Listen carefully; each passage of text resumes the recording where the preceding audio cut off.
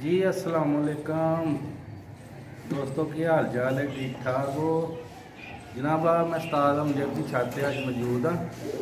तो दोस्तों अज लाखे जोड़े का शौक करवाऊँगा, वो बच्चों का भी। बच्चे फॉर सेल ने, जिस दोस्त को भी चाहिए होंगे रबता करे। इंशाअल्लाह ताला बहुत ही आला जोड़ा है, तो बच्चे भी बहुत आला ने। उम्मीद है दोस्तों को बहुत पसंद आएगी वीडियो। तो वीडियो का आगाज करने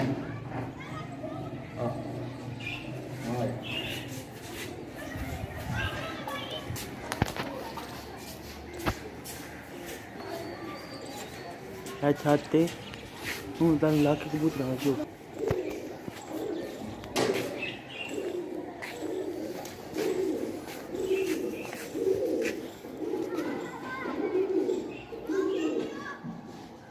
लो। हाँ जनाब, लाखे बहुत ही शानदार, बहुत ही परवाजी बच्चे ने उन्होंने आजमाए दे ने। ਉਹ ਹਾਂ ਪਰ ਕੁੰਦੇ ਦਾ ਸ਼ੌਕ ਕਰੋ ਜਨਾਬ। ਇਹ ਬੱਚਾ ਹੈ, ਇਹਨਾਂ ਦੇ ਮਾਂ ਪਿਓ ਦਾ ਵੀ ਤੁਹਾਨੂੰ ਸ਼ੌਕ ਕਰਵਾ ਦਿੰਦੇ। ਦੋਸਤੋ ਵੀਡੀਓ ਐਂਡ ਤੱਕ ਦੇਖਿਆ ਕਰੋ। ਪੁੱਤਰ ਹੱਸਦਾ ਤੇਰਾ बहुत ही आला। एक कली झाड़ी है मेरा हाल। एक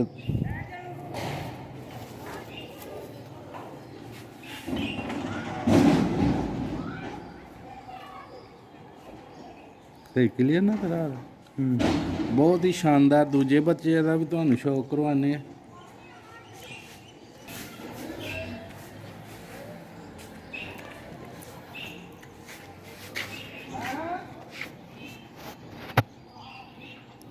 लो हाँ जनाब, दूसरे बच्चे का शौक करो। पर कुंदे का भी शौक करो जनाब। पूरे पर खोल के तुहानू विखा रहे। बहुत ही शानदार तो बहुत ही आला। वीडियो अच्छी लगे वीडियो को लाइक कराया करो। मज़ीद बेहतर वीडियो बनाने लई दस्या करो जनाब कि इस तरह बनाया करो।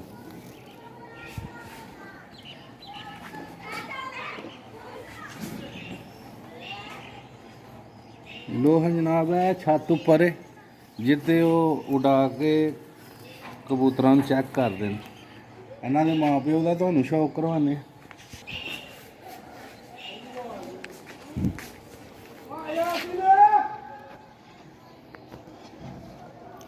ए नारे जनाब इन्हों का प्यो बच्चों का।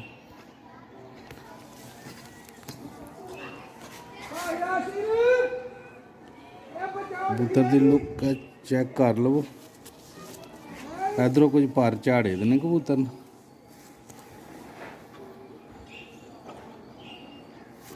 बहुत ही आला परिंदा जनाब।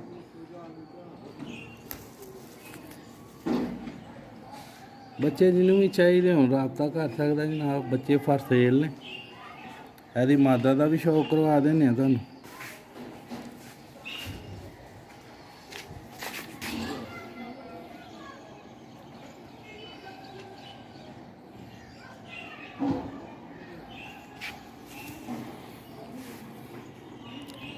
मादा के पर विचों कटे दे सी।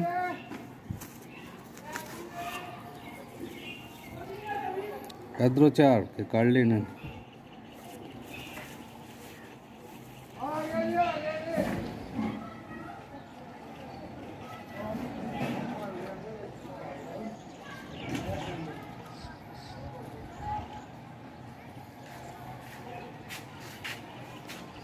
लो भी दोस्तों, वीडियो अच्छी लगे वीडियो को लाइक करे। बच्चे के फॉर सेल ने, कोई भी बंदा रबता कर सकता है।